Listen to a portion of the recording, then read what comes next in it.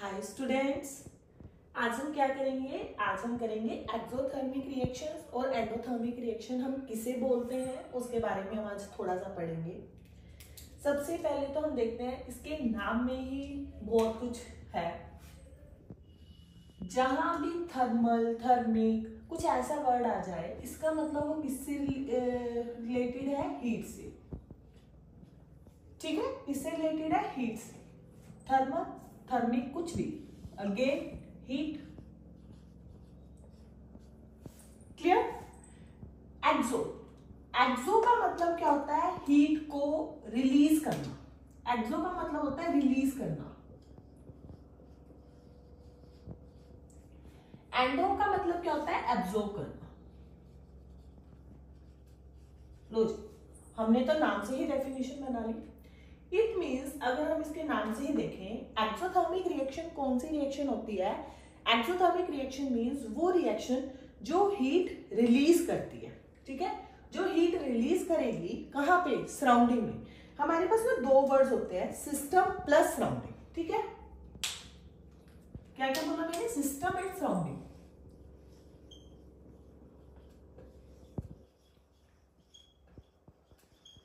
इन दोनों को मिला के हमारे पास बनता है यूनिवर्स। ठीक है, सिस्टम क्या होता है? सिस्टम वो चीज होती है जिसपे हम काम कर रहे हैं। मतलब वो सिस्टम आपकी छोटी से छोटी, बड़ी से बड़ी चीज हो सकती है। ठीक है, सिस्टम मतलब वो चीज, वो सब्सटेंस, वो पार्टिकल, वो चीज, कुछ भी जिसपे आप काम कर रहे हो, वो चीज आएगी सिस्टम। उस चीज को छोड़ के सारा का सारा क्या आएगा? सराउंडिंग। इन दोनों के सम को हम क्या बोलते हैं? यूनिवर्स। ठीक है, तो इट मींस एक्सोथर्मिक रिएक्शन क्या होती है? Exothermic reactions are those reactions जो क्या करती है? हीट को रिलीज करती हैं सराउंडिंग में। क्या करती हैं? हीट को रिलीज करेंगी। कैसे? लेट्स सपोज करो, मैं कोई एक एग्जांपल से देखें, हम क्या करेंगे? हमारे पास कोई एक वेसल है। ठीक है, आपने इसको बर्न कर दिया तो क्या होगी? हीट बाहर की तरफ ही निकलेगी। तो जो ये वेसल है, ये आपका क्या है? सिस्टम। इस वेसल को छोड़ के इस पूरे इन्वायरमेंट में पूरी अर्थ क्या बच गई? हमारी सराउंडिंग। ये क्या कर रही है? सिस्टम क्या कर रहा है? हीट रिलीज कर रहा है। कहां पे रिलीज कर रहा है? सराउंडिंग में। इट मींस ये किसका एग्जांपल है? एक्सोथर्मिक। जितनी भी हमारी रेस्पिरेशन रिएक्शन है, हम रेस्पिरेटरी जो भी हम करते हैं, वो सारी किसका एग्जांपल है? एक्सोथर्मिक का। कंबशन होना किसका? फ्यूल वगैरह का, वो किसका एग्जांपल है? रेस्पिरेशन रिएक्शन का। इट मींस अगर हमारी कोई एक जनरल रिएक्शन है, reactant is changes into product, तो हीट हमारी किस तरफ आएगी? लेफ्ट साइड या राइट साइड? हीट क्या हो रही है? रिलीज हो रही है। इट मींस हीट किसकी साइड आएगी? प्रोडक्ट की साइड। क्लियर? उसको हम बोलते हैं एक्सोथर्मिक रिएक्शन। एंडोथर्मिक रिएक्शन कौन सी रिएक्शंस होती हैं? जिसमें हमारे पास हीट क्या होगी? एब्सॉर्ब होगी। लेट्स सपोज करो अगेन, हमारे पास कोई वेसल है, इसके अंदर कोई सब्सटेंस है, ये अगेन सिस्टम, ये बाहर वाला सारा क्या हो गया? सराउंडिंग। यहां से हीट क्या हो रही है? एब्सॉर्ब हो रही है। ये क्या कर रहा है? हीट एब्सॉर्ब कर रहा है। तो इट मींस ये किसका एग्जांपल हो जाएगा? एंडोथर्मिक रिएक्शन का एग्जांपल हो जाएगा। मेल्टिंग ऑफ आइस इसका एग्जांपल है। अगर रेस्पिरेशन इसका एग्जांपल है, तो इसका एग्जांपल क्या हो जाएगा? फोटोसिंथेसिस। हमें पता है फोटोसिंथेसिस और रेस्पिरेशन दोनों अपोजिट है, तो फोटोसिंथेसिस इसका हो जाएगा। अगर मेल्टिंग ऑफ आइस इसका है, तो it means freezing of ice. Example हम ऐसे भी याद कर सकते हैं, अपोजिट उसके अंदर लिख दो। ठीक है, इट मींस अगर हम रिएक्शन की फॉर्म में देखें, reactant is changes into product. क्या कर रहा है? सराउंडिंग से ले रहा है हीट। इट मींस हीट किस तरफ होगी? हमारी रिएक्टेंट साइड होगी। क्लियर हुआ? एक्सोथर्मिक में हीट रिलीज होती है, एंडोथर्मिक में हीट एब्सॉर्ब हो रही है। अगर एक्सोथर्मिक में हीट रिलीज हो रही है तो हमें वो जो चीज है, जो सिस्टम है, उसका टेम्परेचर थोड़ा बढ़ता दिखेगा, थोड़ा गर्म लगेगा जब भी कोई वो रिएक्शन होगी। एंडोथर्मिक में हमें क्या दिखेगा, वो थोड़ा ठंडा दिखेगा, क्योंकि हीट क्या हो रही है, एब्जॉर्ब हो रही है। क्लियर हुआ एक्सोथर्मिक और एंडोथर्मिक। इसको अब हम थोड़ा ग्राफ से समझने की कोशिश करते हैं। अगर हम ग्राफ के फॉर्म में समझें एक्सोथर्मिक और एंडोथर्मिक को, तो हम कैसे देख सकते हैं, देखते हैं चलिए।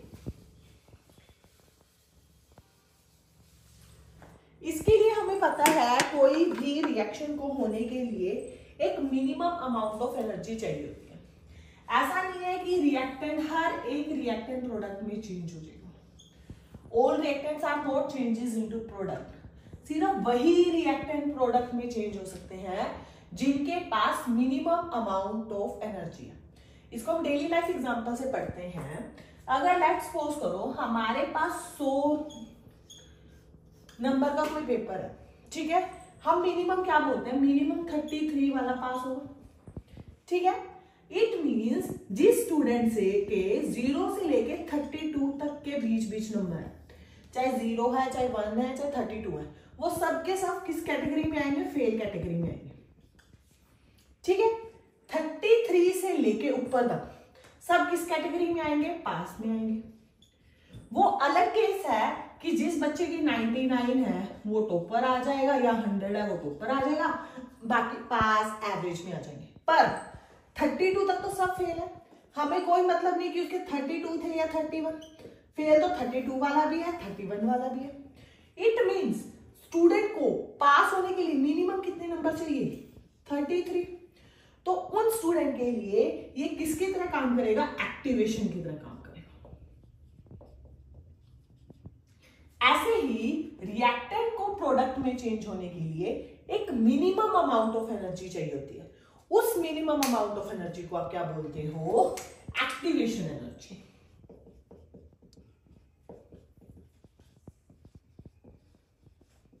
क्या है activation energy, minimum amount of energy required,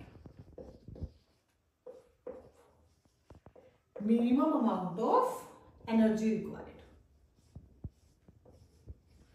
जो किसी भी रिएक्टेंट को प्रोडक्ट में कन्वर्ट करने के लिए मिनिमम अमाउंट ऑफ एनर्जी चाहिए, उस एनर्जी को हम बोलते हैं एक्टिवेशन एनर्जी। क्लियर हुआ। चलिए अब क्योंकि ये बताना जरूरी था, क्योंकि हमारे पास ग्राफ में एक वर्ड आएगा एक्टिवेशन, ताकि आप कंफ्यूज ना हो, इसीलिए हमने थोड़ा इसको समझ लिया।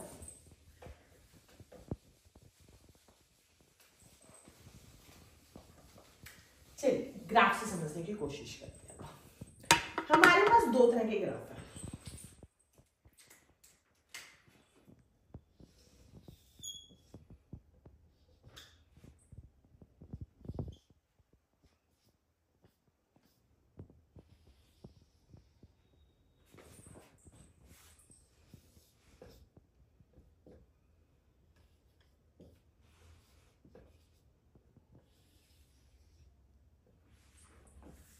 ठीक है, जनरल से हम थोड़ा सा रफ रफ करके पढ़ रहे हैं ग्राफ को।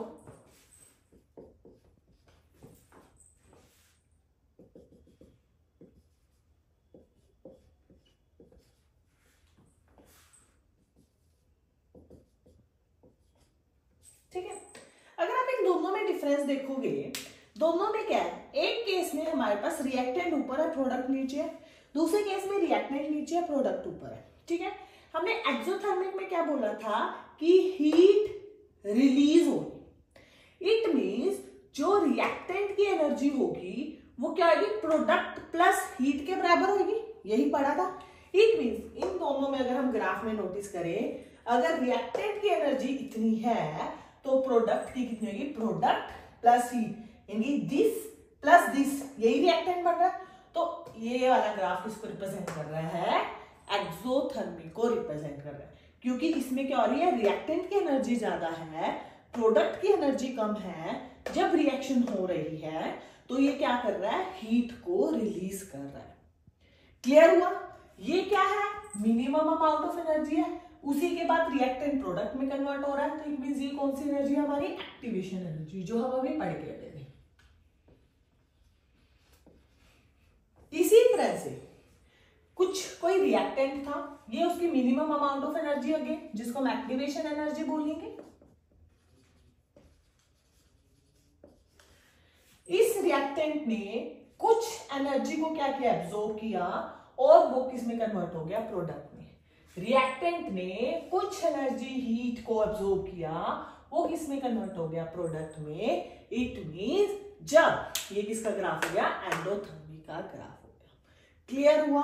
कई बार हमसे डायरेक्ट ग्राफ भी पूछ लेते हैं कि ये किसकी है, ये क्या रिप्रेजेंट कर रहा है, एक्सोथर्मी का, एंडोथर्मी का, या दोनों का, या कोई पर्टिकुलर केस दे देगा कि इसमें से बताओ रेस्पिरेशन का कौन सा ग्राफ शो कर सकता है, क्योंकि हमें पता है रेस्पिरेशन एक्सोथर्मी का एग्जांपल है, तो इट मींस ये वाला एग्जांपल आएगा रेस्पिरेशन में, ये एग्जांपल आएगा फोटोसिंथेसिस में, मेल्टिंग ऑफ आइस। क्लियर हुआ। ये था हमारा एक्सोथर्मिक और एंडोथर्मिक के बारे में। Thank you students, I hope so आपको क्लियर हो गया होगा। Please like and subscribe my channel. अगर आपको कोई भी डाउट हो आप मेरे से ऑनलाइन डाउट ले सकते हैं या रेगुलर क्लासेस ले सकते हैं। आपको मेरा नंबर डिस्क्रिप्शन बॉक्स में मिल जाएगा। Bye students.